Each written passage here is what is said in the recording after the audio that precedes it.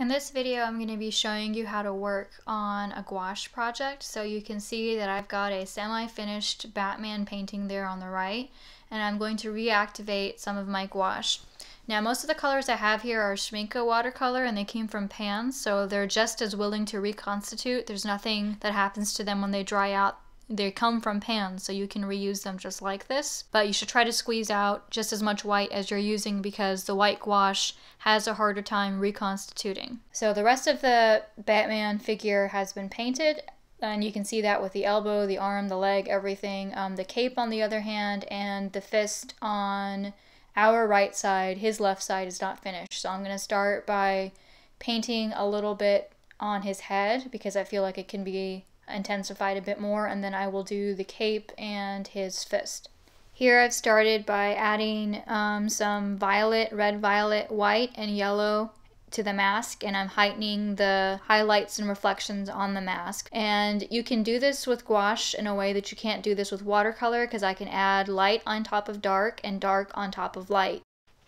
Painting with gouache is different than painting with transparent watercolor. Transparent watercolor is luminous and, like its name, transparent, so it looks like stained glass layers.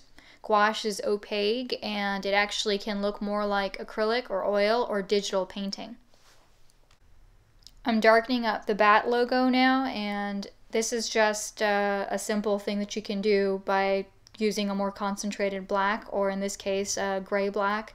And this Batman is actually an Alex Ross painting, and I'm doing a study of it so I can show some of my students how gouache works. It's a painting done by Alex Ross, but he did it over a Bruce Timm sketch. So Bruce Timm is the one who did all the style and design for the animated series, and that's why this looks like the animated series Batman, but as painted by Alex Ross. I'm working on the cape now, and again I'm starting with putting in some violet and red violet, and I can put in the violet and red violet first and then put some white gouache, which is just the pure white, on top of it, and then try to blend that for shadows and highlights, and also to make it look like there's more smooth blending going on in between the darkest dark black and the violet. And again, this is something that you do with gouache. With watercolor, you would not do it this way. You would reserve the whites of the paper and then darken up any colors around it and over it. But if you wanted to have any white, you would leave that white on the paper and mask that with masking fluid or paint around it. The gouache behaves much more like oil or acrylic, which is that I can actually just work in an additive manner. This is actually called additive painting, because it means that I can add dark, I can add light, I can add whatever I want. And when it comes to transparent watercolor, that's called subtractive painting, because whatever you take away from the paper, you can't bring back. You can only make the paper darker, you can't really make it lighter. There is a limited amount of lifting that you can do from the paper in watercolor, but if you want a pure white, you have to save it or reserve the white of the paper. This gouache study has a lot of limited colors, so it's actually a good study to start with because there's the black, the gray, and then there's the purple, and then some highlighted colors that are in red, orange, and yellow. But there's not much else going on, so you can just sort of see how the gouache works. That if you add on a small amount of color, and you add a darker or lighter color next to it, while they're wet or when they've dried, if you get a little bit of water on a damp brush, you can actually blend those two colors together. And if the two colors are next to each other and you blend the edges, that's called tiling. And if you layer the colors on top of each other, then it's just layered blending. And so it's an interesting way to paint, and it is different from how you paint with transparent watercolor, but it is also similar because this is still a water-soluble paint, and again, the good thing is that it's much more eco-friendly than using oil or acrylic, and you can keep working into it. I'm doing the glove on his hand now, and again, I'm going to do what is the grisaille.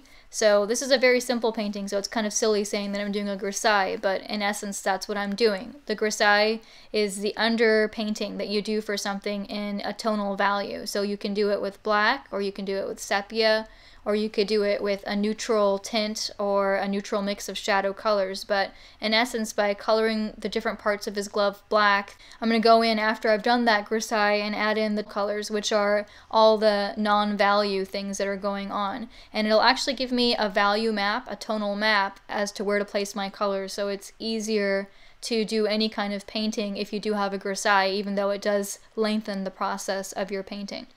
And so you can see that the parts where I've added the yellow and the underside of the cape where you see an orange glow and stuff, there is hardly any dark there. And so as a result of that, there isn't any grisaille there except for a very light gray. And on his glove, I have parts that are really dark and really light because there are certain parts that are really dark in shadow and other parts that are highlighted. And so the grisaille, where it's really dark, will tell me where I want the darkest shadow, and where it's lighter, it'll tell me where I want lighter color and highlights. And so, like, again, it's a tonal map, it's a value map about where I can paint. Now I'm just touching in this purple and red violet again into the glove, and you can see how when I blend the purple with the Chinese white, or the titanium white, then what ends up happening is that it gets this cool opaque look, and it does make the colors more matte. It makes them less sort of intense, but it gives them a body color look and allows me to blend the edges and make it look like oil or acrylic. And I'm going to go back and sharpen the edges on the cape and also on his glove because I was using a brush that was not pointed enough earlier, and so unfortunately I lost the tips of that, and after that it's pretty much done. So this has been a very short and brief gouache intro. I'll be doing another video in the future that shows a longer gouache project, and I'll also show a watercolor versus gouache video which compares the two.